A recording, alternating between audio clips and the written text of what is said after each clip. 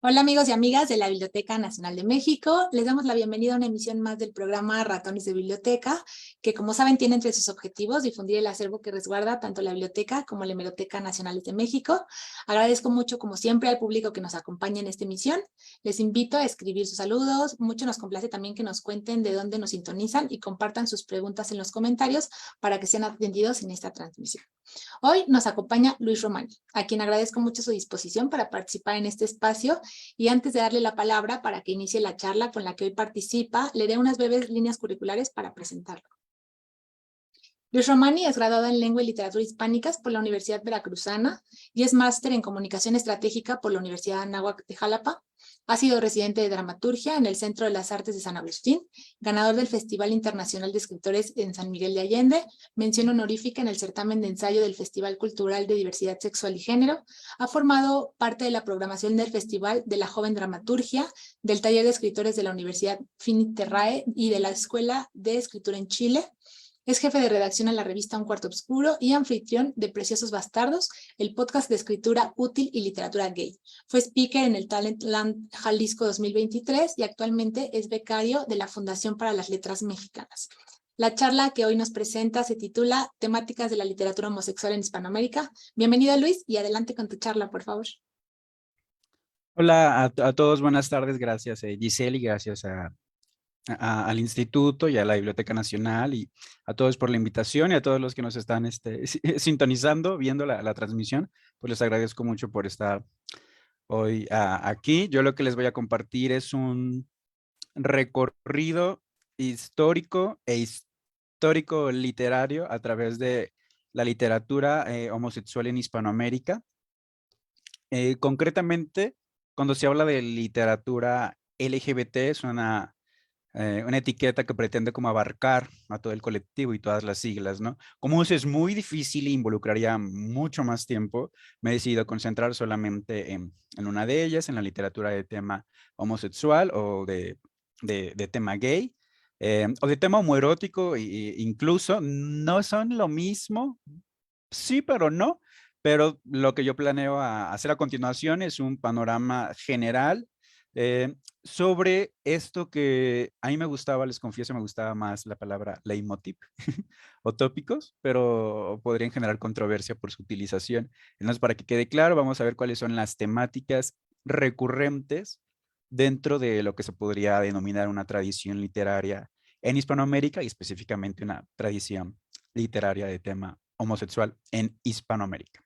Entonces, a lo largo de la presentación que ustedes pueden ver en pantalla, la iré acompañando de imágenes que corresponden, por supuesto, al mundo del cine, pero que les invito a que les echen un ojo cuando pase para que en algún momento cobrarán sentido, ¿no? Entonces ya, esa es la única como indicación y pues comenzamos.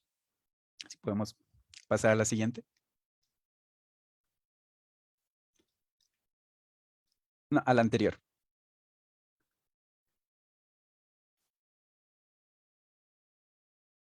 Ok, en un momento yo dejé de ver la pantalla. Okay. A esa diapositiva, ¿no? A la que tiene 6 términos. Ok, bueno, estos 7 términos, perdón, serían las temáticas recurrentes en la literatura de tema homosexual en Hispanoamérica. Obviamente esta clasificación es un poco tramposa porque pues varios de estos términos son muy generales y muy abstractos y aplicarían a otro tipo de literaturas, o sea, de mayor alcance, por así decirlo, pero sí quiero precisar el por qué están aquí. Obedecen no solamente a una cuestión estética o imaginativa, sino también al contexto de la Hispanoamérica y específicamente, lo dejo en claro de una vez, de la Hispanoamérica del siglo XX a la fecha, que es, ¿por qué me interesa más ahí? Porque a partir del 1900 es cuando en América Latina empieza a poner sobre la mesa el tomar conciencia de que es América Latina. O sea, ya por supuesto varios de los países ya habían tenido sus independencias, ya existían, pero cuando se empieza a tomar como conciencia y recuperación de que son un conjunto unidos por más allá que la lengua y el continente, es a partir del siglo XX. Aparte que el siglo XX Hispanoamérica. A nivel literario, donde aparecen un montón de corrientes y movimientos, que también tiene que ver un poco lo que pasaba en el contexto real de varios países, ¿no? Por ejemplo, el siglo XX, Hispanoamérica o América Latina también, es el continente de las dictaduras. Y eso es muy importante porque están reflejadas en la literatura. Bueno, entonces lo que tienen aquí son las siete temáticas recurrentes. La primera que yo pongo como represión es todo tipo de violencia. Lo que pasa es que si a la ponía violencia, siempre pensamos que la violencia son cosas físicas, ¿no? Pero también está la violencia simbólica. Y también hay una violencia que, digamos, no es ejercida, sino que es efectivamente una represión interna que impide, pues, desenvolverse. Entonces, dentro de la represión, pues, los tipos de violencia, ¿no?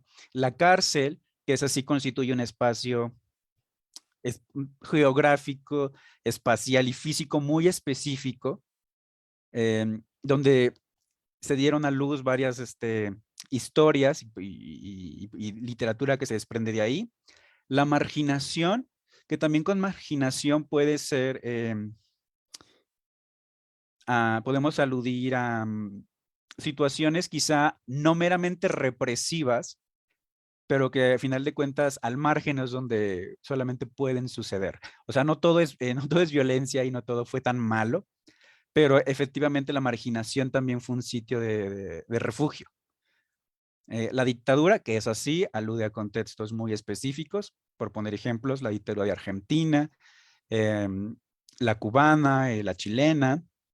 Con la prostitución, a pesar de que efectivamente es el oficio más antiguo del mundo y antecedentes ahí miles, en lo que respecta al tema homosexual literario, pues sí es súper recurrente, pero también tiene matices interesantes, ¿no? Desde la prostitución como, digamos, el oficio necesario, el oficio por excelencia, el oficio más vil, hasta el oficio del divertimiento, por ponerlo ahora, ¿no? En algún momento voy a ahondar más en ello, ¿no?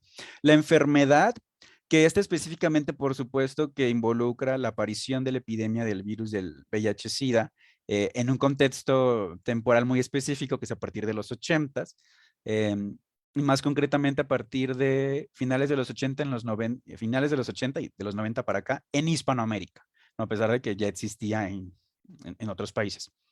Y el deseo, curiosamente, puse deseo por no poner amor, porque si bien el amor puede estar presente en todas las narrativas de las que les voy a contar, también cambiaría un poco la perspectiva individual mía y de cada quien sobre si eso es realmente amor, porque el amor puede ser un concepto muy idílico. Entonces quizá tal vez no sea amor, pero sí hay deseo. O sea, esto ya y lo lanzo así como sentencia de vida antes de enamorarnos.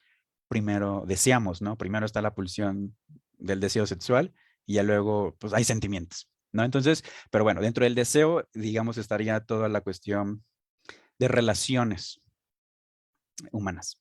Y esto es así en general, digamos que serían las temáticas presentes y de todo lo que se desprende de ellas. Por supuesto que no en todos los libros, no en todos los años, no en todos los países aparecen todas al mismo tiempo y no es que ahora ya no existan.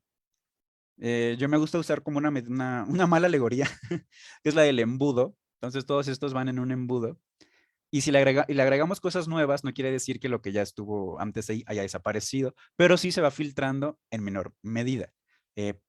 Por decirlo así, yo creo ya que en la actualidad, al menos la temática de la dictadura y de la cárcel, quizás quizás ya no se tratan, ¿no? Los escritores así contemporáneos. Pero todas las demás, pues por supuesto que sí. Vamos a la siguiente. Bueno, pero en la aparición de estas temáticas también les propongo ahora este recorrido histórico que va sucediendo efectivamente con el tiempo.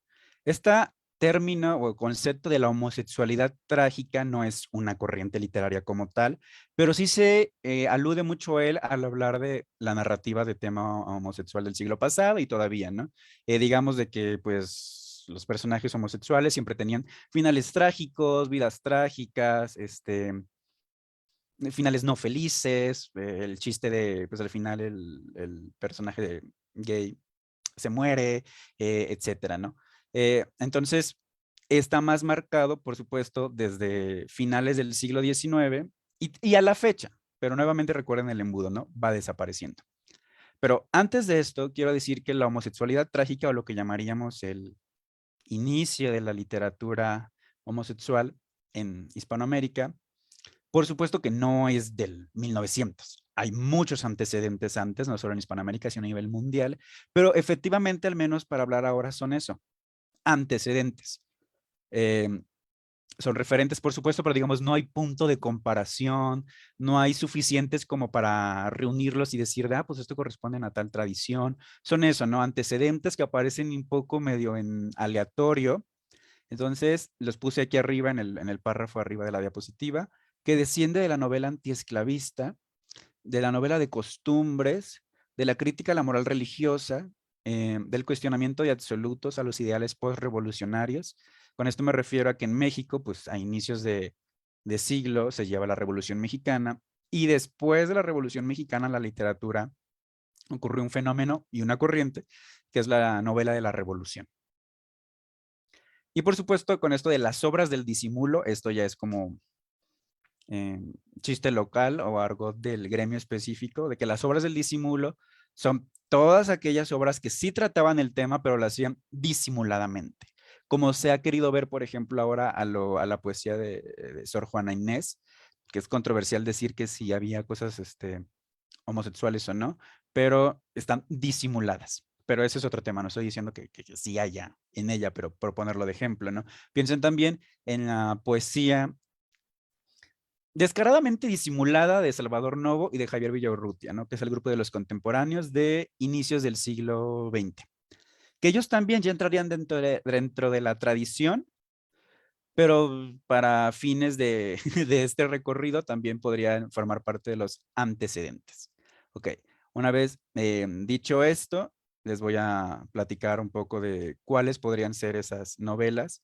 En 1938 en Cuba aparece lo que se ha denominado la primera novela de tema homosexual en Hispanoamérica, que se llama Hombre sin Mujer, de Carlos Montenegro. Y esto de que es la primera y eso es muy subjetivo porque cada vez aparecen y se descubren pues más textos y anteriores a lo que se pensaba que era el primero. Entonces ya decirle la primera algo, o la más importante o así, pues ya, nada más es como para apelar a ella, pero no es real, ¿no? Antecedentes, les digo, hay muchos.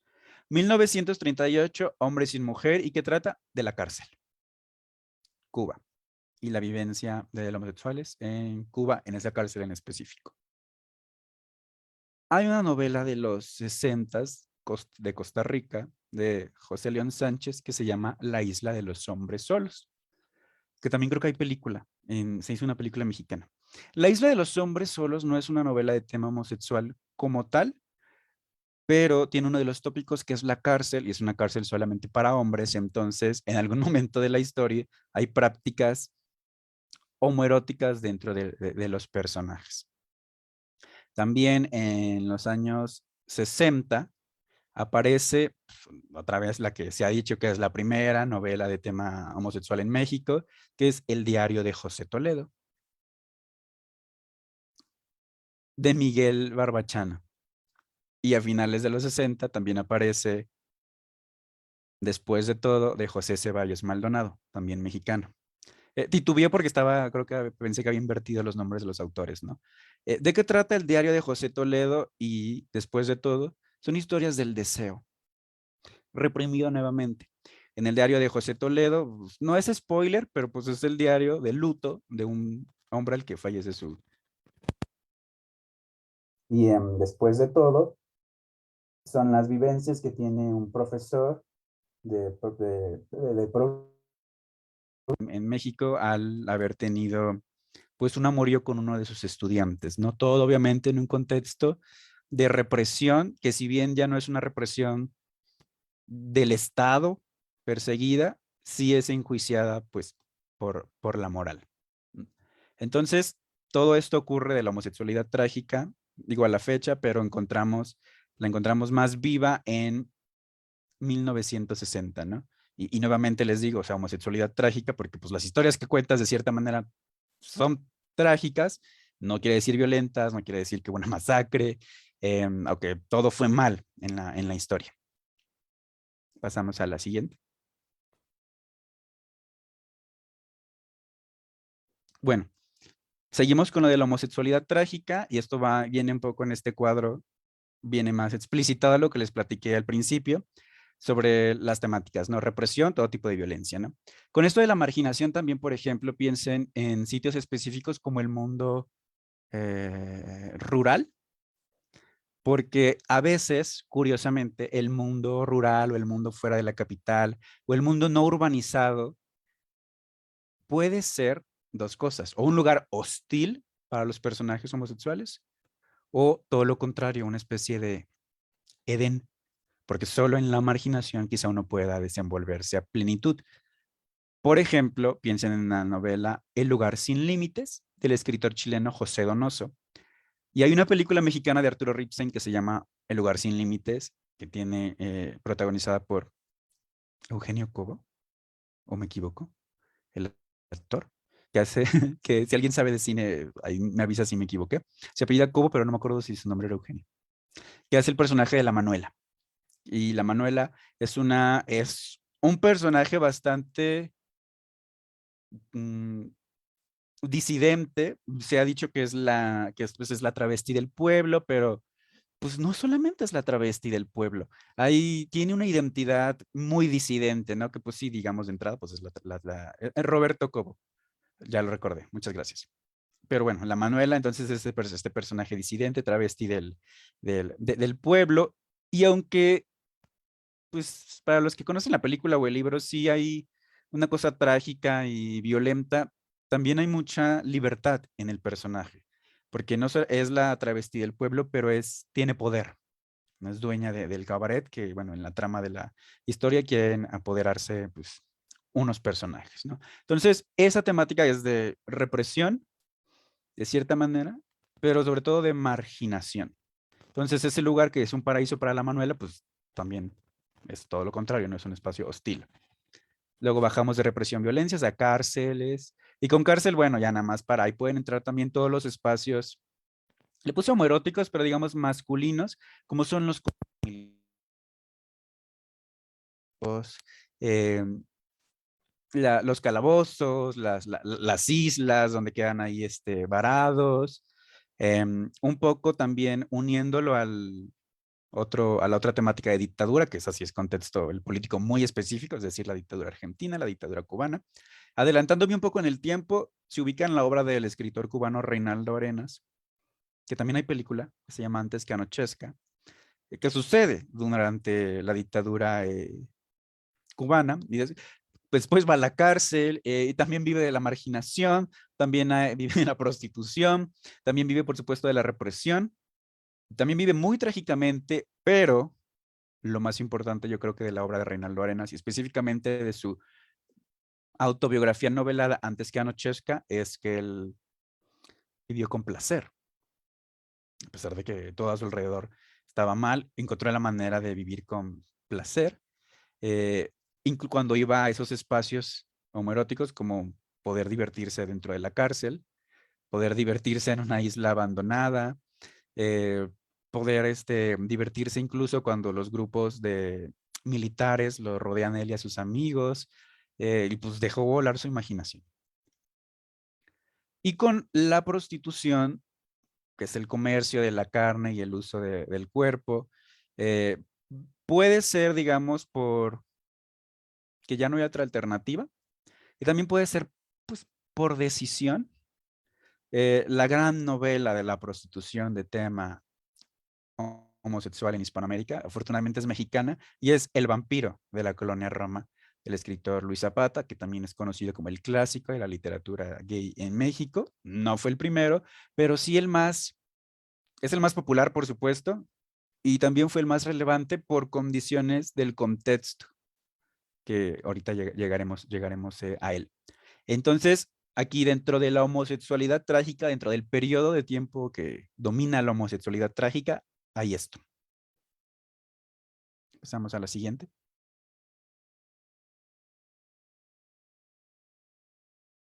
Ok. Vamos a un siguiente periodo que sería el amor que se atreve a decir su nombre.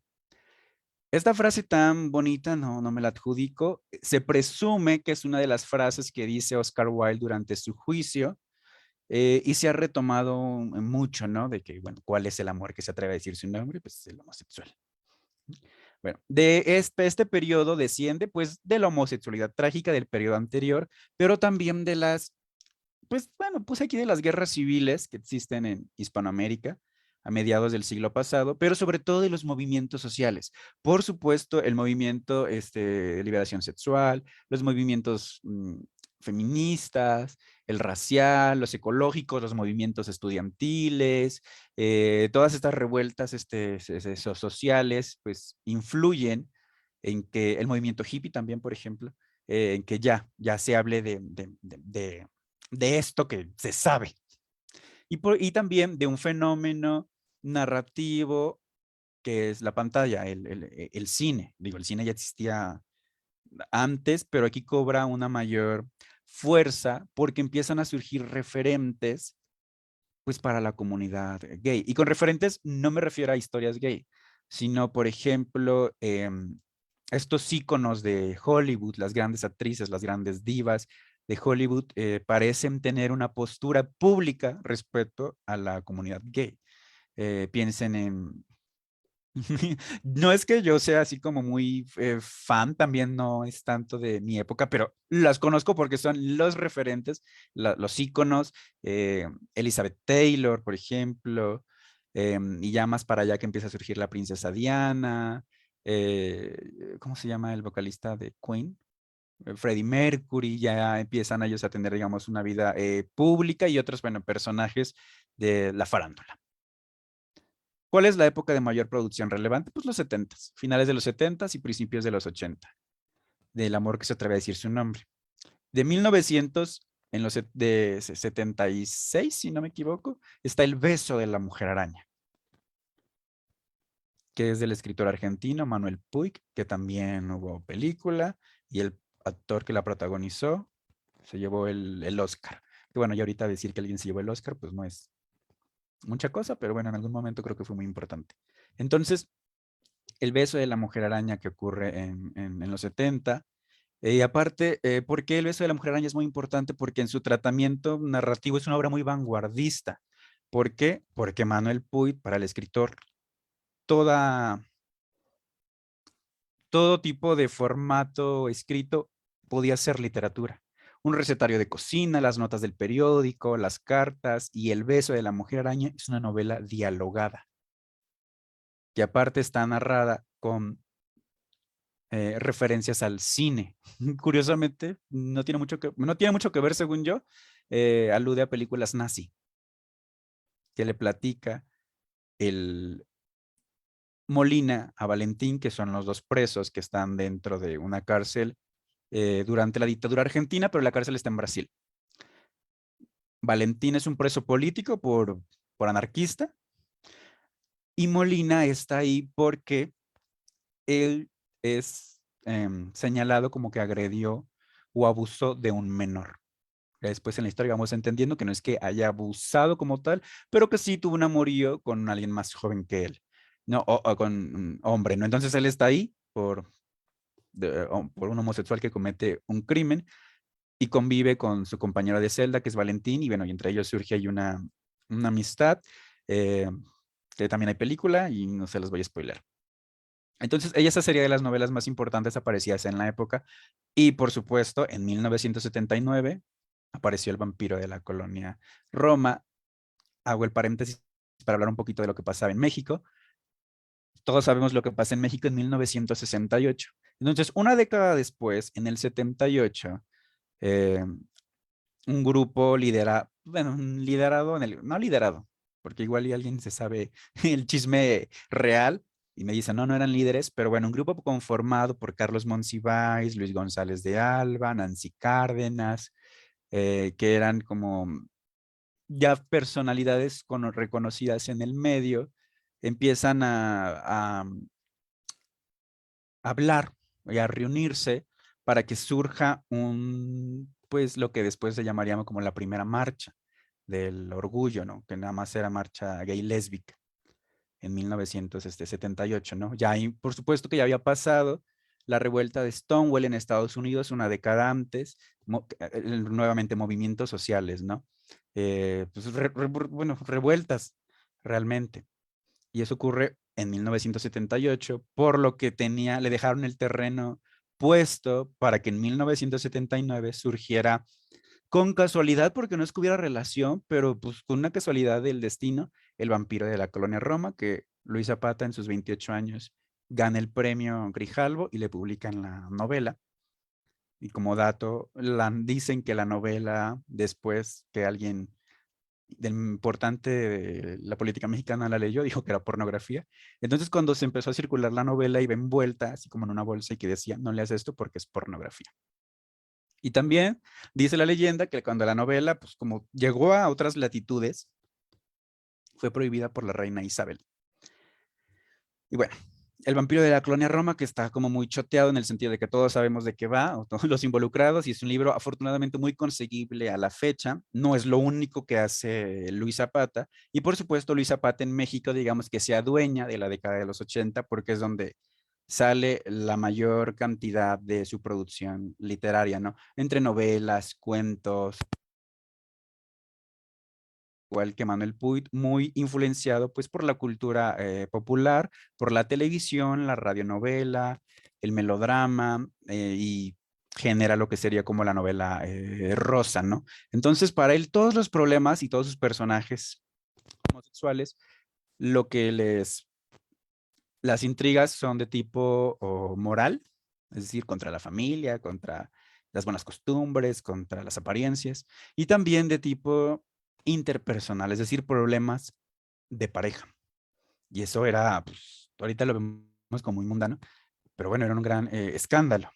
También en el 81 es cuando Jorge López Páez, el escritor veracruzano, publica su cuento más famoso, Doña Erlinda y su hijo, que después se convirtió en una película también muy, como un hito, muy popular, que no sé si a criterios cinematográficos de hoy día sería una buena película, pero bueno, por el impacto está ahí, ¿no? Y habla de Doña Erlinda y su hijo, habla de la relación de Doña Erlinda con su hijo y el novio de su hijo, pero todo sucede, digamos, sin decirse.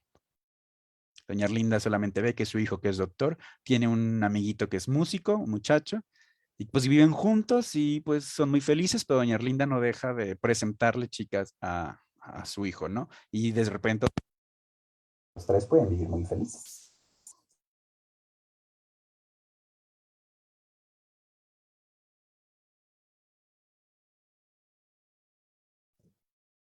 Perdimos un Bien, poquito tu audio.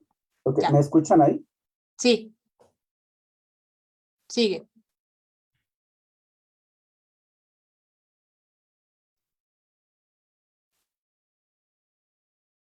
¿Nos escuchas? Probando, probando. Te estoy escuchando bien, Luis. ¿Me escuchan? Sí, ¿tú me Ok, escuchas bien? sí, Continúa. ok. Bueno, bien. Y esto sucede en la década de los 70, finales de los 70 y por supuesto abarca todos los 80. Avanzamos a la siguiente diapositiva. Bueno, nuevamente aquí explicitado lo que acabo de comentar, que en el amor, en el periodo que yo llamo el amor, que se atreve a decir su nombre, eh, vamos a tener lo que se llama bueno, la epopeya de las ciudades, es decir, ya nos vamos de las dictaduras, ya nos vamos de la isla, de los lugares marginales, de las cárceles, para hablar ahora sí, pues de lo que pasa en las ciudades, ¿no? O sea, de las relaciones humanas, de la familia. Aquí puse como dandismo, pero más que dandismo sería como, pues, como el vivir, o el que un joven pues viva su vida de manera muy juvenil y muy rebelde en alguna gran ciudad. Y esto es importante porque las grandes ciudades se vuelven protagonistas de esta literatura porque a diferencia de, y cuando digo grandes ciudades piensan en las grandes capitales de los países, pero hablando de México, digamos a diferencia de Guanajuato, Veracruz, Puebla, etcétera, que son mucho más cerradas, mucho más conservadoras, pues la Ciudad de México es multicultural, es enorme, entonces da refugio a todo tipo de identidades. Entonces, por eso el vampiro de la colonia Roma sucede pues, en las cloacas de la Ciudad de México, en la zona rosa, en la colonia Roma. También con esto ya aparece la problemática del amor, que ya también se las acabo de platicar. O sea, ya no es que no se haya eliminado la violencia y la tragedia, pero aparecen estas nuevas temáticas, la problemática del amor y el cruce de generaciones. Aquí aparece un tópico que es muy antiguo, pero que digamos aquí vamos a ponerle un ojo porque las relaciones entre personajes homosexuales son intergeneracionales. ¿Qué quiere decir? Casi siempre, no es ley, pero es una cosa frecuente, el romance entre un hombre mayor y uno menor. Con menor no me refiero a un menor de edad, y con mayor no me refiero a alguien pues, muy grande. Pero digamos que si él es evidente, por ejemplo, en el caso de doña Erlinda y su hijo, no lo parece, pero el hijo de doña Erlinda es un médico de 32, y Ramón, que es su novio, es un estudiante de música de 20 años. Entonces es algo que se repite. ¿Por qué? Pues ahora sí que digamos ese análisis esa parte, ¿no? No lo sé, pero bueno, ahí está. Y también aparece mucho la soledad. Esto pues aparece en todas las literaturas, pero bueno, agregamos como el sentimiento de soledad. Y también hacia finales de este periodo, ya iniciando como los 90, aparece un tipo de literatura que yo pongo aquí como reaccionaria, que es una literatura que ahora sí le trata de cobrar cuentas a la represión del pasado, que es donde surge, por ejemplo, bueno, donde surge a nivel popular la literatura del escritor colombiano César Vallejo. Y su novela una de sus novelas más populares, de temática homosexual, es La Virgen de los Sicarios. Y él, pues, digamos, a lo que le tira es a la problemática en la que entra Colombia a causa del narcotráfico. Aparece también, aquí ahora sí aparece ya a nivel temporal, el escritor Reinaldo Arenas, que ya escribía desde antes dentro de Cuba, pero aquí ya salió de la isla. ¿Y él qué hace? Pues criticar la dictadura cubana y a los que la apoyan. Aparece también en los 90, pues el escritor así, que hasta la fecha es una de las referentes de la literatura de tema de la diversidad sexual, que es el escritor chileno Pedro Lemebel, con sus crónicas. ¿Y él qué hace? Pues también tirarle a la dictadura chilena una vez la dictadura ha acabado. Entonces, como eso no se podía, de cierta manera, dentro de pues, ese momento histórico preciso, también esta dictadura empieza a ser reaccionaria, incendiaria. Y aquí le agregué un cuadro en paralelo porque efectivamente aparece la enfermedad. Y cuando digo aparece, aparece en el mundo físico, no en la literatura. En 1984, concretamente dicen que aparece en Estados Unidos y a finales de los 80 pues llega al resto de América, ¿no? Que es la epidemia del SIDA. Entonces, la literatura que habla específicamente de la temática del SIDA es más de los 90. El SIDA es de los 80, pero la literatura que habla de ello es más de los 90. Bueno, ahorita ahondamos en él. Pasamos a la siguiente. Bien. Bueno, aquí todavía no voy a tocar esto, pero hablando específicamente de la literatura del SIDA, que esa sí es pues es un momento que vino a romper todo, ¿no? O sea, todo, volvió la época oscura. Y a la literatura le costó mucho entrar en ella, pero quien entró con todo fue el cine. El cine tiene algunas de las primeras tratamientos protagónicos de la enfermedad. Pienso, por ejemplo, en la película Filadelfia, de Tom Hanks y Barry Levinson. Es como de las más emblemáticas. Ya si discutir si es una buena película no hay esa parte. Pero, pero piensen en el cine no solamente en películas. También, por ejemplo, que es la época, los 90, cuando Freddie Mercury revela su estatus y hacia finales de los 80, principios de los 90, me parece, es cuando el actor leyenda de Hollywood, galán del cine clásico, del cine de oro de hollywoodense, Rock Hudson, creo que era Rock Hudson, revela que está también enfermo. Y a quien ayuda a Rock Hudson es su amiga Elizabeth Taylor. Entonces, y ya después lo que les platicaba, ¿no? De los íconos de Hollywood, como la princesa Diana, que empiezan a tener acercamiento con los enfermos de SIDA, es cuando el ojo público pues dice, pues si ellas hablan de eso, hay que ponerle atención. Y entonces, de cierta manera, el cine ayudó a ponerle atención a la problemática del SIDA. Bueno, luego viene en la literatura, en 1994 aparece una de las grandes novelas de Hispanoamérica, el escritor peruano-mexicano Mario Bellatín, Salón de Belleza, que habla del SIDA. Nunca lo menciona, pero habla del SIDA. Esa es una de las grandes novelas de la enfermedad. Y por supuesto, las crónicas de Pedro Lemebel. La diferencia entre Bellatín y Lemebel es que Lemebel habla del SIDA, ahora sí digamos que quitándole la carga negativa, trágica a la enfermedad.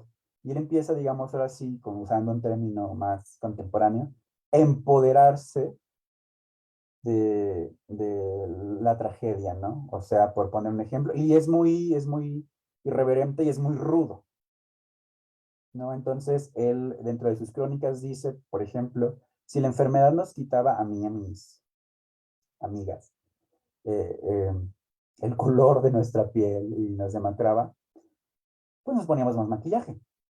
Y eso daba pretexto para divertirnos más. Si la enfermedad nos ponía más amarillas, pues nos ponemos más tornasol. Porque algún día la enfermedad nos va a tratar como lo que siempre somos, frutas podridas. ¿Y dónde van las frutas podridas? Pues enterradas.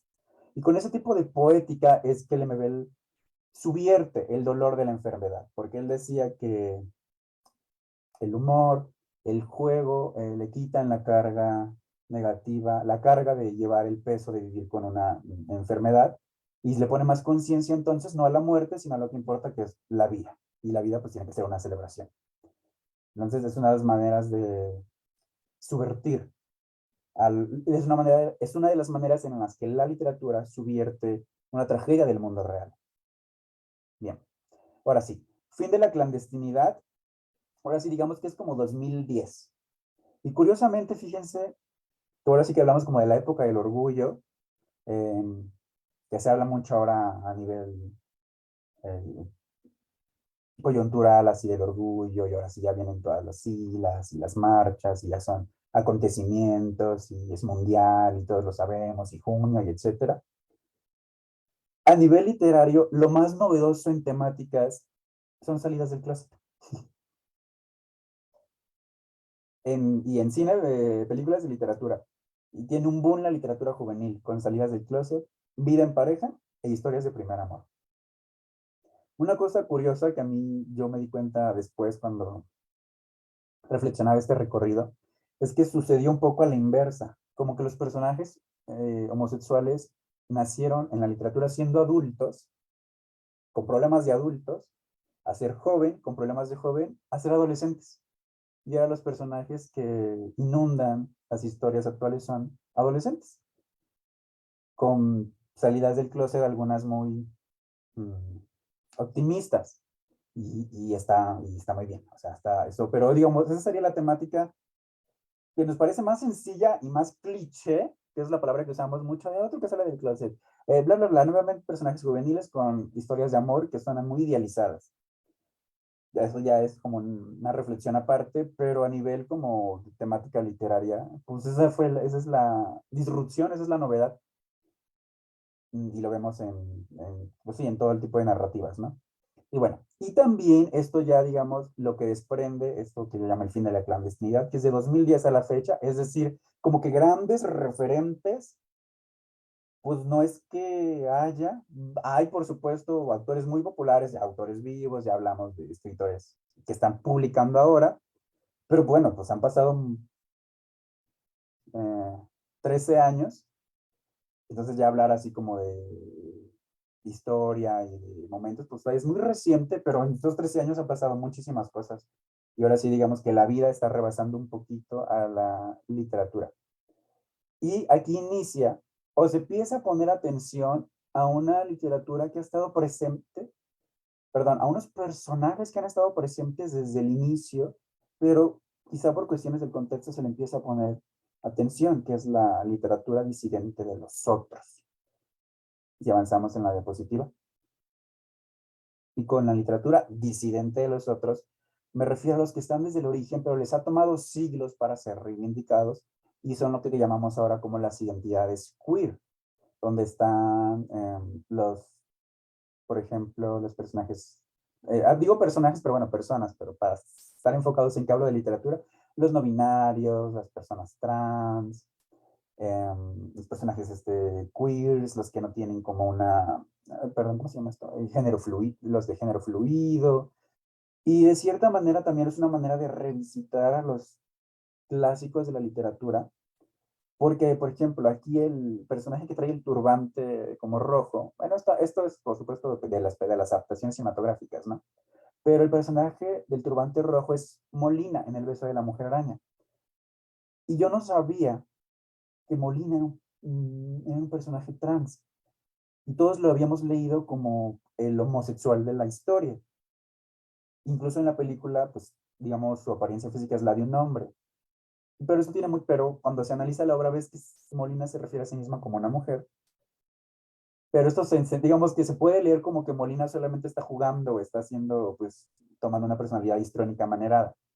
Pero no, es real. Lo que pasa es que no lo vemos y no lo leemos como mujer, pues porque está en la cárcel. O sea, no trae vestimenta femenina.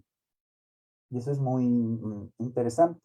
En la foto de arriba, por ejemplo, que es de las primeras películas de Johnny Depp, es antes que Anochezca. No, mentira, no es de las primeras películas de Johnny Depp. Es como una participación especial de Johnny Depp. Es un personaje completamente secundario en la versión cinematográfica antes que Anochezca, pero alude a que es la obra de Reinaldo Arenas. Que Reinaldo Arenas, por ejemplo, él decía que los homosexuales en Cuba estaban en una parte muy baja de la cárcel, pero que abajo de ellos, así en el subsuelo, estaban las travestis.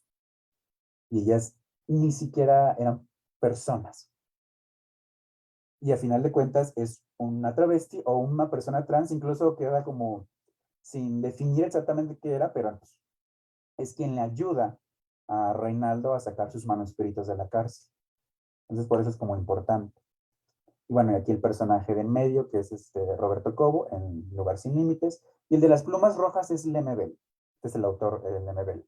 Y Lemebel sí es muy contestatario, incluso el movimiento LGBT, porque él decía que, incluso que decía que pues, en Hispanoamérica no podíamos ser gays, porque lo gay era parte del imperialismo yanqui.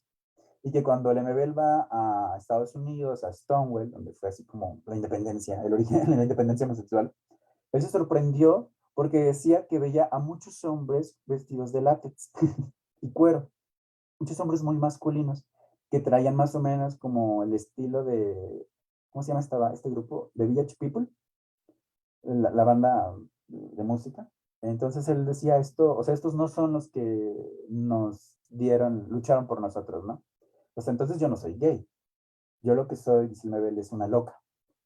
Y una loca no es una travesti, no es un personaje trans, no es alguien que se cree mujer, no, una loca es la identidad del MBL del ser disidente, ¿no? Y entonces él se refiere a sí misma pues como una loca, ¿no? Entonces surgen estas precisamente identidades de los otros, que es donde se le está poniendo atención también ahora. Y por supuesto el resto de las siglas que no he mencionado, porque yo creo que, por ejemplo, la historia de la literatura lésbica, pues merece su propio recorrido, ¿no?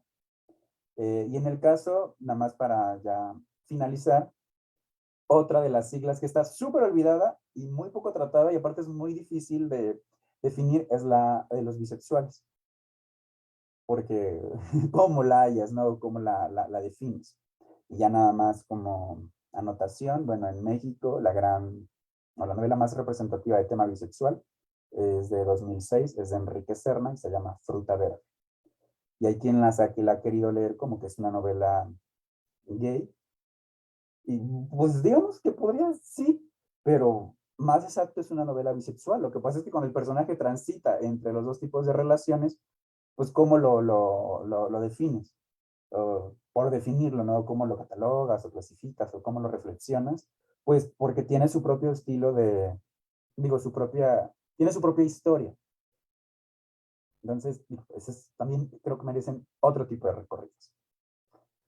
Y pues ya, sería todo de mi parte en cuanto a la presentación.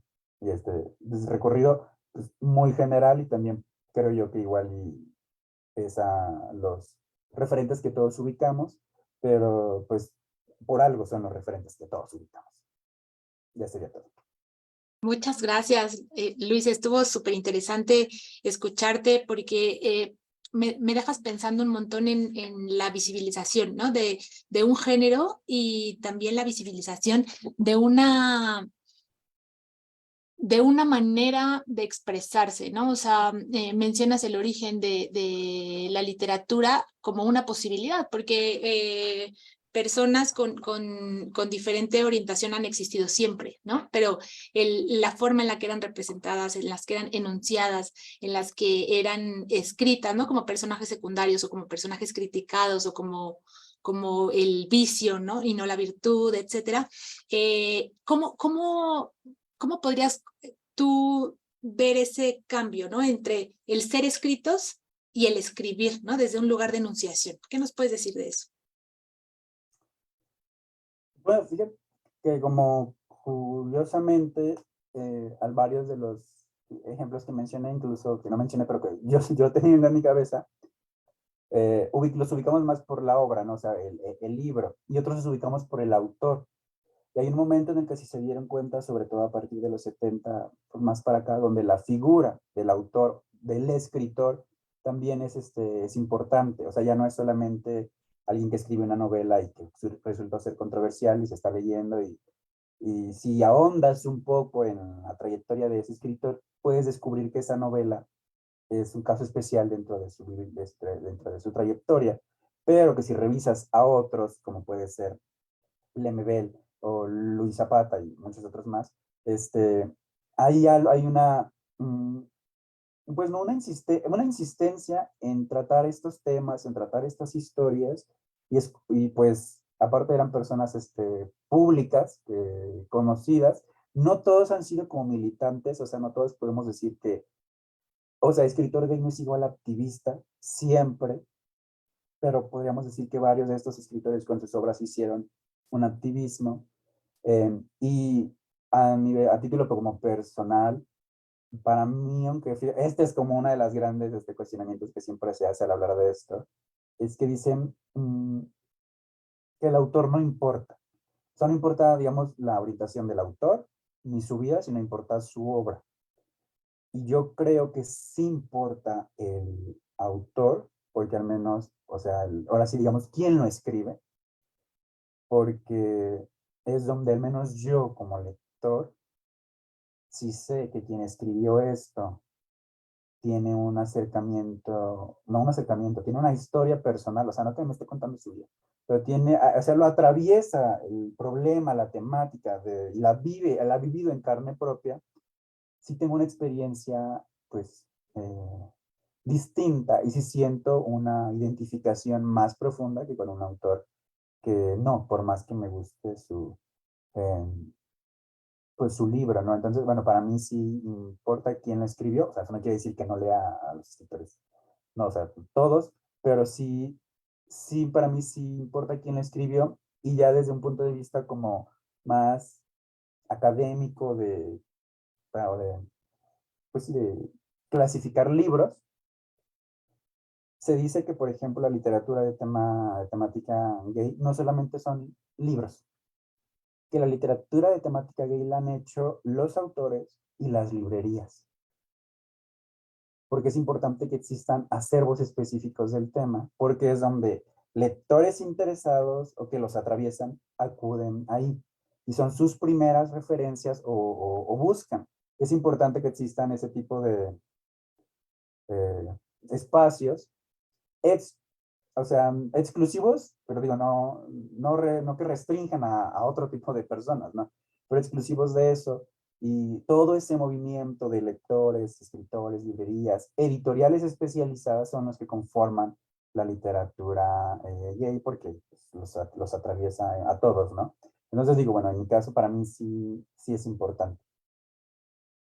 Sí, y también mi pregunta la extiendo ahora un poco a la historia que contabas eran personajes también secundarios y se han ido ahora a la actualidad, ¿no? Y un poco como marginales, historias trágicas, esto que contabas, ¿no? O sea, el que es diferente a la norma, ¿no? Entonces le va a ir mal. Un poco era como el resumen, ¿no? Y ahora, en la actualidad, de 2010 para acá, cuentas de estas historias además tempranas, ¿no? Digamos, amoríos adolescentes más abiertas, más posibles.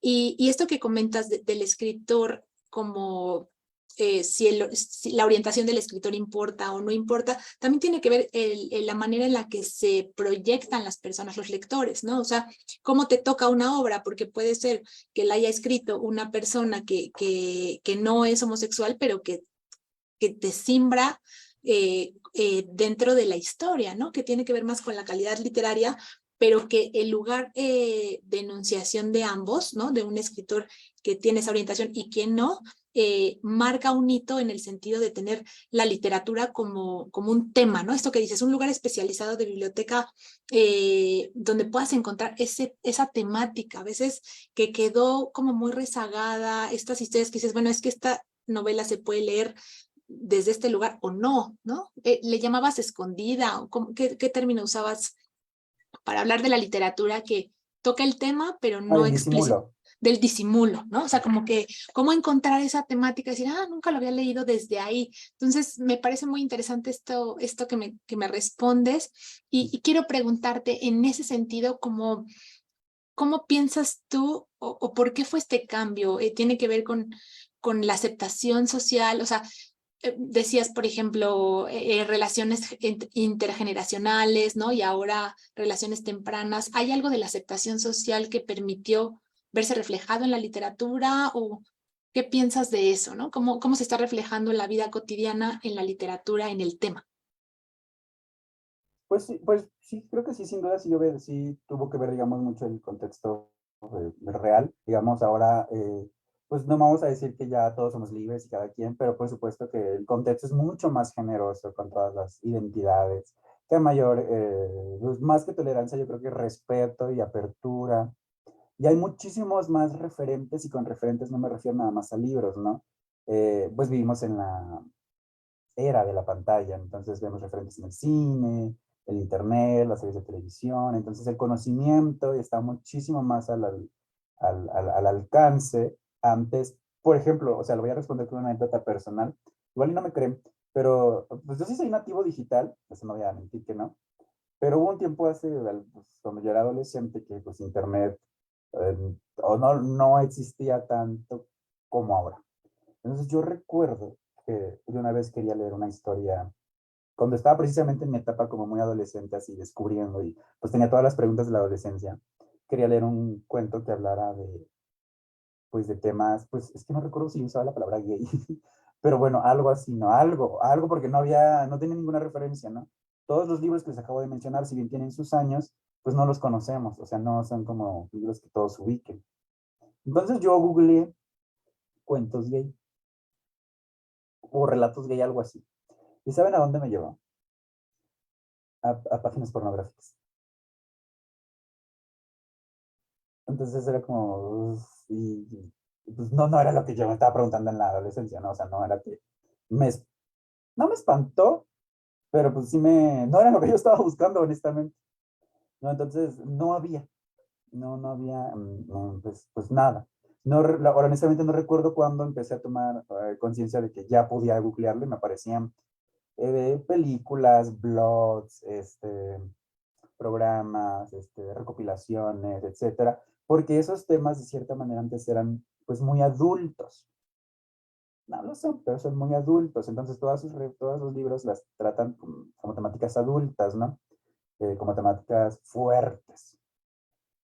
Y entonces yo creo que el contexto, la verdad, ha influenciado que ahora, pues los lectores más jóvenes, y no solamente los más jóvenes, todos, pues tienen como más curiosidades, o más preguntas, y que por supuesto que son preguntas personales que inician desde la más temprana edad, la niñez, adolescencia. Entonces buscas y buscas y buscas, y afortunadamente ya hay, y por eso yo creo que es lo que hay más, y es un bombardeo, porque ahora sí digamos que es la literatura que no existía.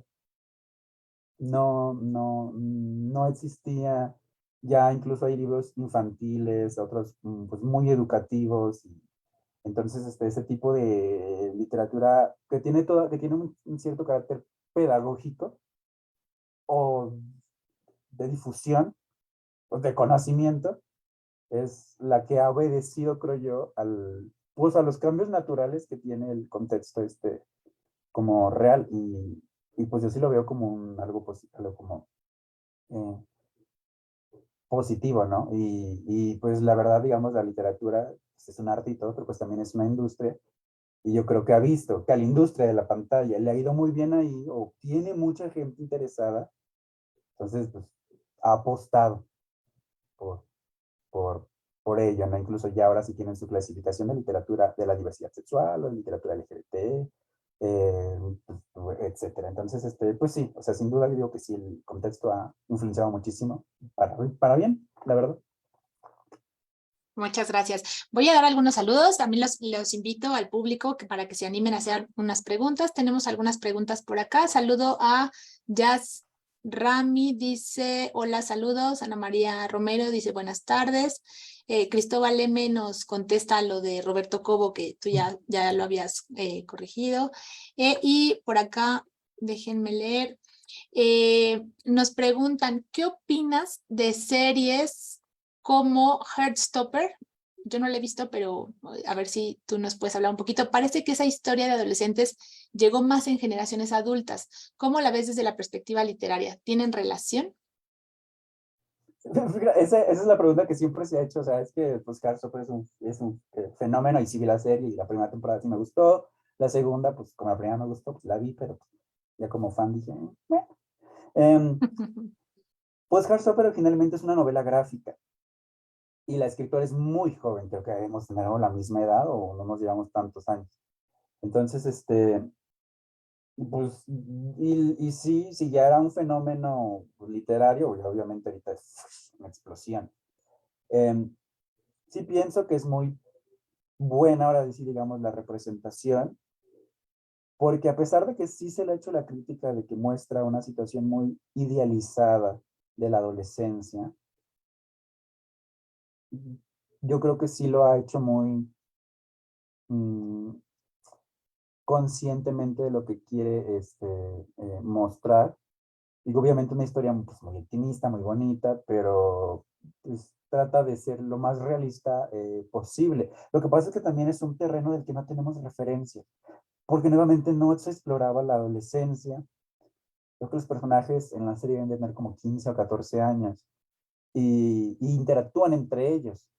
O sea, no es el personaje del chavito de 15 años que huye de su casa y se va a la calle y se encuentra con personajes más adultos.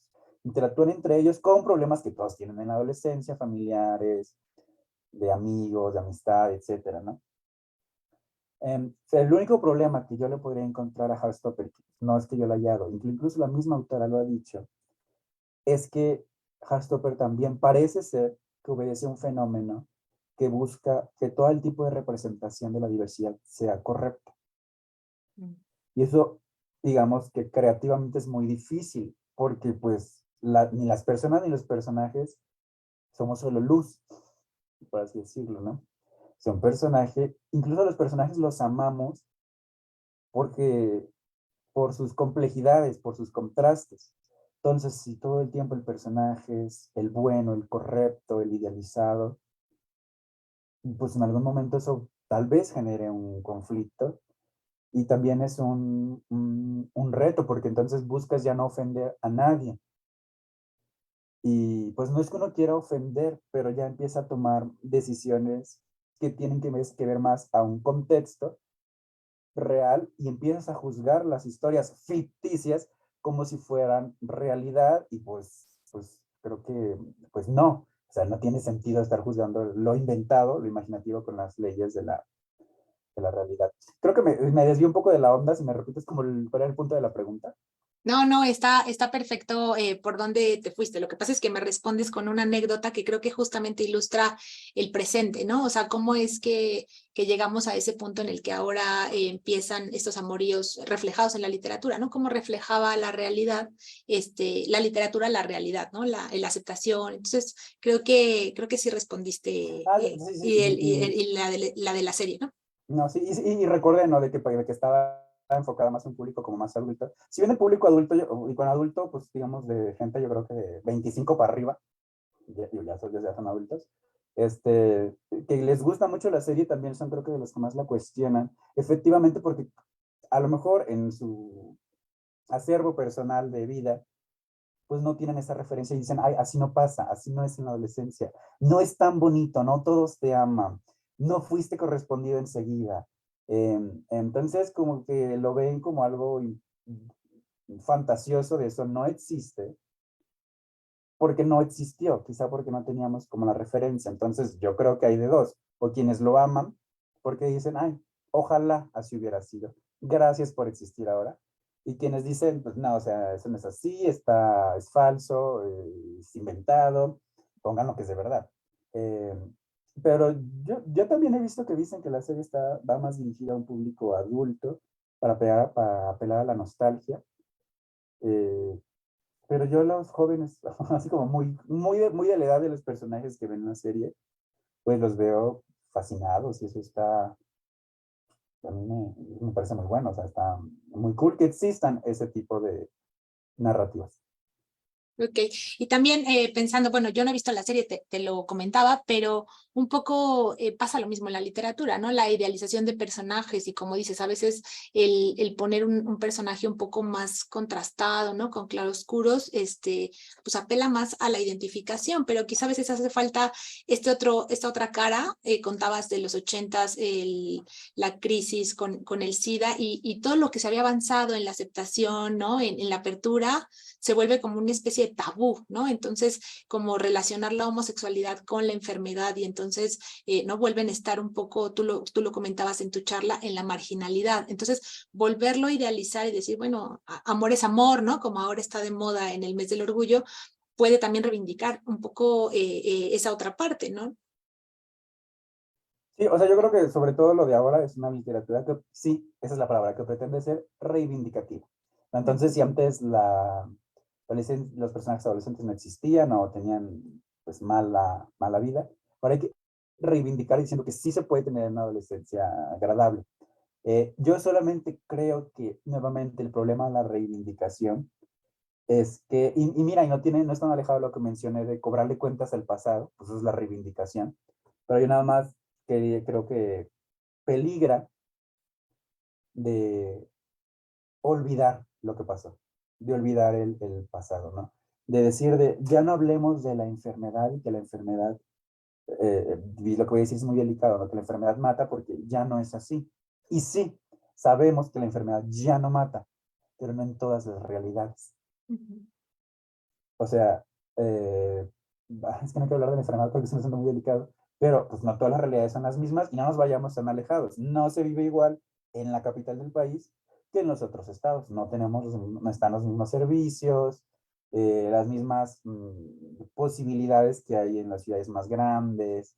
Entonces, es verdad, o sea, la enfermedad no es una epidemia ya, pero sí sigue existiendo.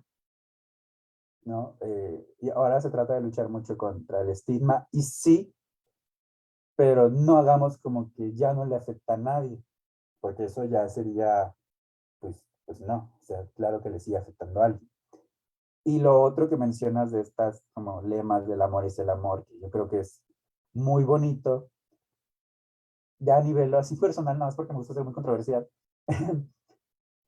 Pues sí, el amor es el amor, pero la verdad es que pues no todos los seres humanos en todo el espectro de identidades y de personalidades, hombres, mujeres, etcétera, incluso heterosexuales y demás, pues aman igual, ¿no? Las relaciones ahora ya vemos que son otra cosa. O sea, no todos, desde que no todos quieren casarse, que no todos quieren una relación con una persona, etcétera. Entonces, creo que hay diferentes tipos de amor. Sí, el amor es el amor, pero yo siento que sí hay diferentes tipos de amor y pues lo problemático puede ser en que tal vez lo que para unos es la definición de amor, para otros no, y entonces comienzan lo que ya conocemos que es como la polarización, ¿no? Entonces, el problema de este tipo de reivindicaciones es que creo que que también limitan la diversidad. Y el chiste es que pues, se habla toda la diversidad, pero también la limitan. Pero bueno, eso también es como inevitable y pues sí, sí, es inevitable. Claro, y es como el peligro siempre de representar algo, ¿no? Hay que reducirlo al punto más pequeño y entonces vuelve a ser poner algo moral o una norma, ¿no? Entonces, sí, creo que en eso tienes toda la razón y qué bueno que pones digamos, el dedo en la llaga de decir, bueno, solo corremos el peligro de otra vez, ¿no? Como reducirlo al mínimo cuando justamente la diversidad o su poder es la diferencia, ¿no? Y la diferencia y las diferencias en general, ¿no? Exactamente, exactamente. Sí. Voy a leer otra pregunta. Dice, has hablado de la evolución de la temática en la literatura gay. ¿Cuáles son los rasgos que consideras que se han conservado a lo largo de la evolución histórica de los personajes gay? Qué buena pregunta. Los rasgos, pues yo creo eh, que el descubrimiento y la exploración de la sexualidad misma. Algo que no mencioné y no lo pongo como temática porque no es una temática, pero sin duda es algo que aparece en todas, es el erotismo. Y con el erotismo, piensen obviamente en la sensibilidad que hay por la belleza y la fragilidad del cuerpo, y por supuesto el contacto físico y de la exploración del cuerpo de uno y el contacto con el otro. Pero eso siempre, casi siempre está en uno de los rasgos que prevalecen en todos los personajes, el cómo descubren efectivamente esa atracción. Lo que les mencionaba al principio de por qué puse el deseo, porque antes que enamorarnos, deseamos. Antes de enamorarnos de alguien, sentimos atracción por ese alguien, ¿no? Entonces, la exploración de la sexualidad física es uno de los rasgos que prevalece. El otro también creo que podría ser que, pues uno, así como que los personajes, aunque ya mencioné que hay de todas las edades, siguen siendo jóvenes. Y esto está bien, pero ahora, digamos, excluyen a los homosexuales más grandes.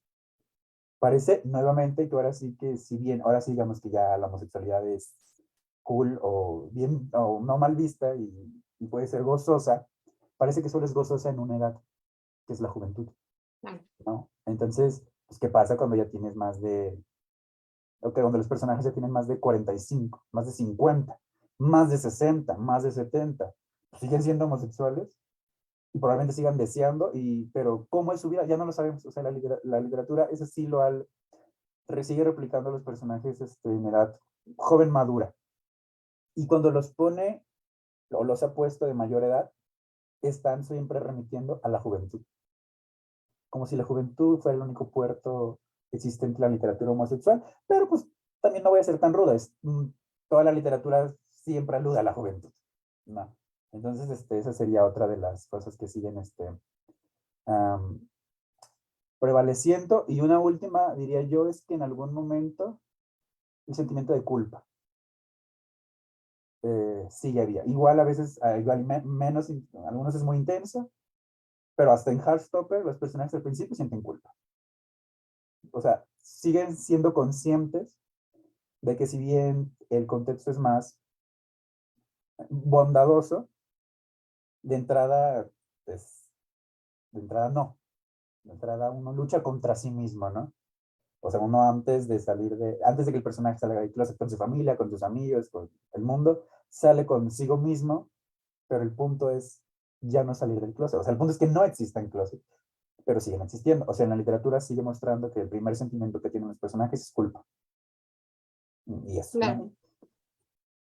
Claro, como una especie de medirse con el ideal, ¿no? Esto que contabas de lo peligroso de la serie. O sea, frente al ideal, yo soy disidente, ¿no? Entonces, dentro de la disidencia, entonces siento culpa por el estar al margen, ¿no? Por el no sentir lo mismo. Es interesante.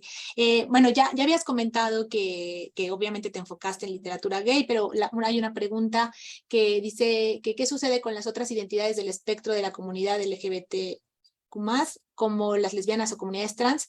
¿Hay autoras o autores que nos puedas recomendar? Un poquito a lo mejor que nos des unas pinceladas del tema. Sí, la que menos me sé es la literatura lésbica y también tiene una historia igual, digamos, en el mismo tiempo, pero con menos ejemplos. O sea, de 500 libros gays, 200 son lésbicos. O sea, digo, hay 500 libros gays y hay 200 lésbicos. O sea, sí hay en menor medida. Y este fenómeno se sigue analizando de por qué muchas escritoras no escribían de ello o cómo lo tratan o también han sido recuperados y por supuesto tiene que ver un poco el hecho de que, bueno, pues uno es un escritor gay, pero bueno, es hombre, entonces pues vivimos en un, en un continente machista, etcétera. Bueno, eso también, pues, por supuesto que repercute. Pero bueno, dejando eso de lado, el equivalente al vampiro de la colonia Roma en México de literatura lésbica se llama Amora. Y es de la escritora mexicana Rosa María Rofiel. Y es la historia de amor de dos mujeres oficinistas, me parece, ¿no? Es de los 80s, de mediados de los 80s debe ser la novela. Porque digo que o sea, es el equivalente en el sentido de que también es tomado como el clásico, ¿no? Pero miren, le estoy hablando de los 80s y de gays les empecé a hablar desde inicios de siglo. Probablemente haya, pero tal vez, fíjense que en Hispanoamérica quizá no.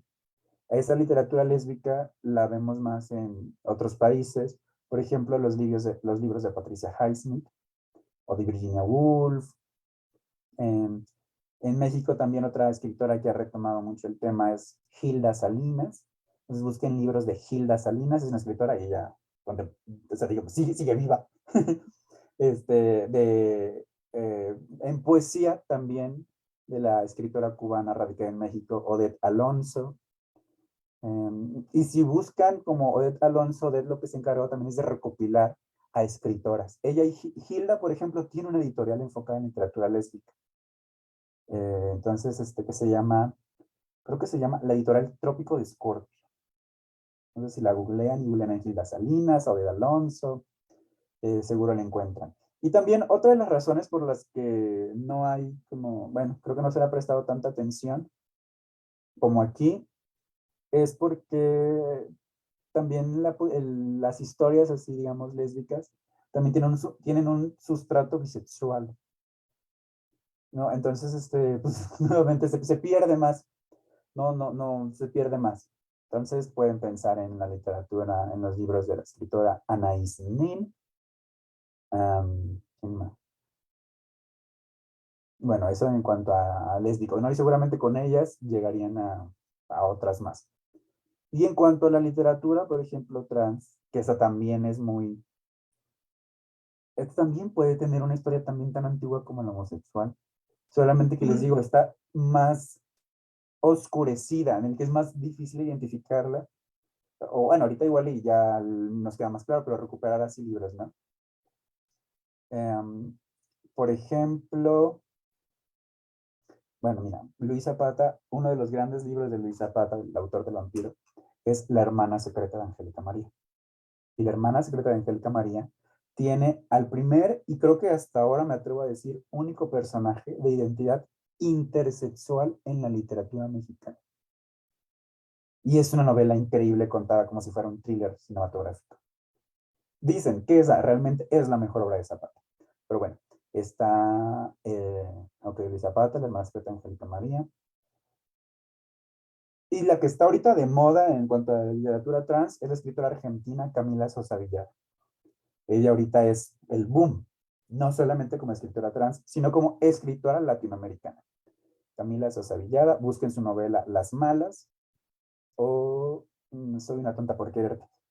Son conseguibles porque es una autora muy contemporánea. Se me estaba olvidando, ahorita una escritora nueva, así que acaba de publicar este año con una gran editorial, es Evolet Aceves. Busquen la novela Tapizado Corazón de Orquídeas Negras, que es una novela de como un personaje trans, pero dicen, o sea, es que yo la leí y me gustó mucho, pero no puedo asegurar lo que voy a decir porque pues no tengo la referencia. Dicen que es la primera novela mexicana en retratar al personaje trans fuera de los clichés. No es un personaje trágico, al contrario, es un personaje muy empoderado. También en trans es española, la me salí de Hispanoamérica, pero la periodista y escritora Valeria Vegas es autora del libro Las Memorias de Cristina Ortiz La Veneno. Fue un personaje de la televisión española que también ya es como muy ícono, ¿no? Entonces, bueno, Valeria, y en ese libro está basada la serie de La Veneno, busquen la literatura de Valeria Ortiz, y también ya sacó otro libro, ella es más periodista, pero bueno, pero la crónica sigue siendo literatura. La sacó otro libro que se llama Vestidas de Azul y ahonda en varios personajes trans. ¿Quién más? Así los tenía presentes.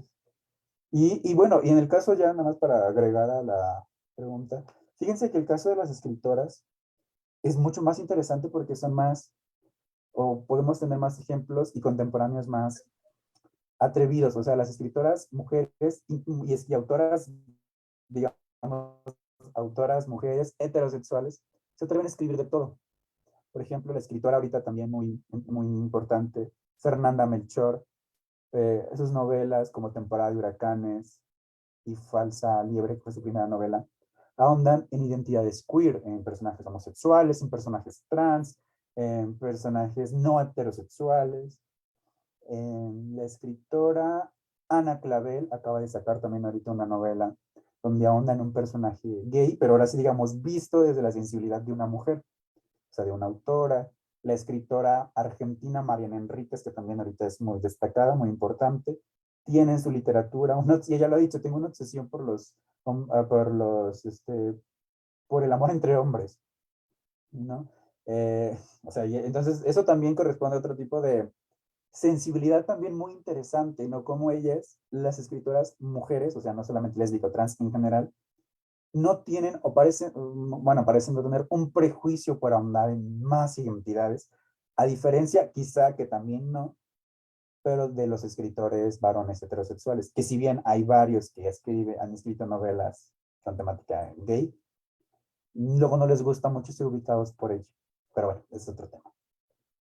Muy interesante y bastante, un abanico bastante amplio para buscar autoras y autores. Muchas gracias por la recomendación. Para no ser el tema de la charla, fue otra charla también. Sí, sí, sí. Ahora quiero que me cuentes un poquito, ya para ir cerrando esta charla, del podcast que tienes.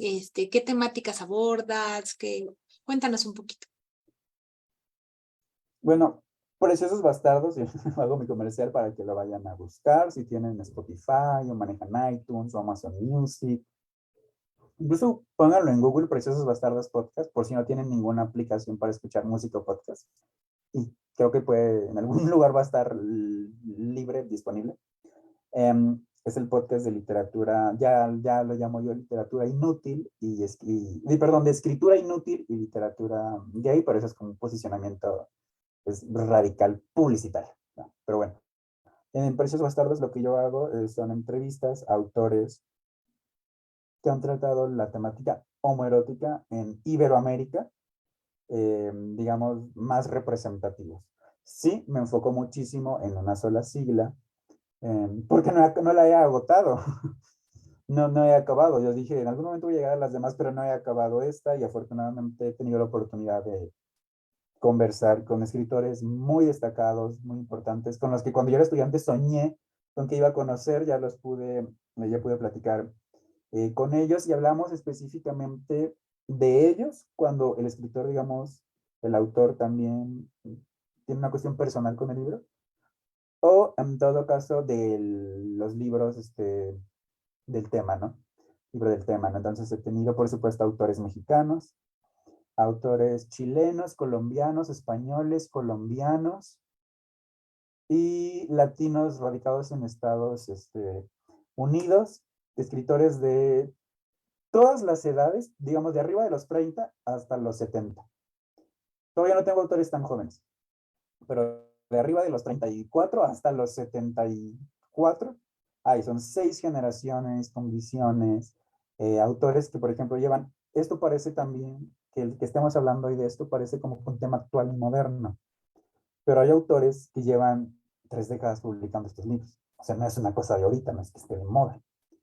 A lo mejor obedece a un fenómeno social, pero hay autores que a mí me interesaba, por ejemplo, preguntarle a los escritores que llevan años publicando y que lo hacen con grandes editoriales, ¿cómo era? O sea, si habían sido censurados, si se sentían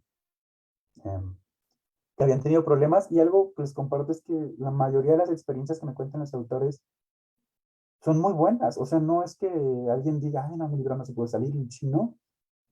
O sea, ellos Hay unos que dicen que no hay ningún problema en publicar esta temática. O sea, el punto es que el libro sea bueno, pero ellos, ¿no? Y bueno, añado que no solamente autores, inicié con escritores, pero ya entrevista a periodistas, a cineastas, a editores, cronistas, a poetas. Poetas, esta temporada llegué a poetas porque me había hablado de la poesía, que esa es otra charla, y dramaturgos. Entonces vayan a escucharlo. Todavía hay ahorita episodios nuevos, salen todos los miércoles, y ahorita todavía nos acercamos al final de temporada, pero una vez que acabe los episodios se quedan ahí en la web para siempre, para que los puedan escuchar cuando puedan. Y son muy breves, son cápsulas de 20 a 30 minutos. Bueno, pues ya escucharon, vayan a escucharlo. La verdad es que no tiene desperdicio estos podcasts porque son muy interesantes. Ya escucharon el tono de Luis, entonces es un tono muy ameno, una entrevista bastante digerible que se permite además conocer un montón de aristas, ¿no? De la misma temática que él trabaja. Así que muchas gracias y sí, así va a ser. Vamos a ir corriendo a escucharte. ¿Quieres agregar algún comentario antes de cerrar? Bueno, sí, otro comercial, si bien el podcast es pues, un contenido, efectivamente el programa al que hago, que le pongo más empeño y el más importante, digamos, de mi profesionalización. También en redes sociales, si tienen Facebook y particularmente si tienen Instagram, busquen a Preciosos Bastardos. Es la cuenta, digamos, como que personal mía, pero yo lo que hago, aparte de compartir cosas del podcast, es subir recomendaciones de libros, ¿no?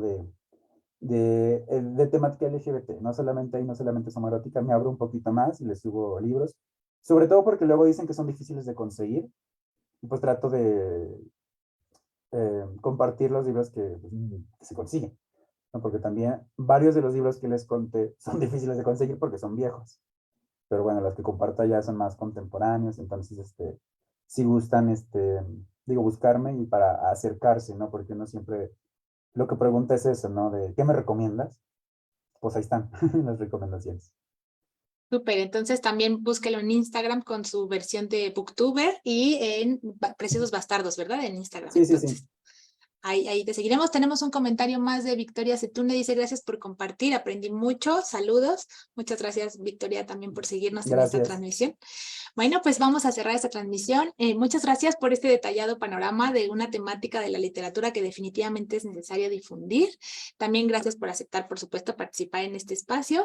Y agradezco al público que sigue nuestras transmisiones en vivo o en su versión grabada. Y como siempre, los invito a consultar la oferta académica y de difusión que tenemos en nuestro sitio web y a seguirnos en nuestras redes sociales, en Instagram, en YouTube, en Facebook. Antes de despedirme esta emisión, quiero invitarles la siguiente semana a la charla de ratones de biblioteca. El invitado es el asiduo ratón de biblioteca Javier Ruiz, quien tituló su charla Las huellas de Ríos en las fuentes documentales de la Biblioteca y la Hemeroteca Nacionales. Pues los esperamos el próximo jueves 21 de octubre a las 18 horas. Luis, muchas gracias por participar en este espacio. Muchas gracias. Gracias a todos por estar. Gracias al público y hasta la próxima.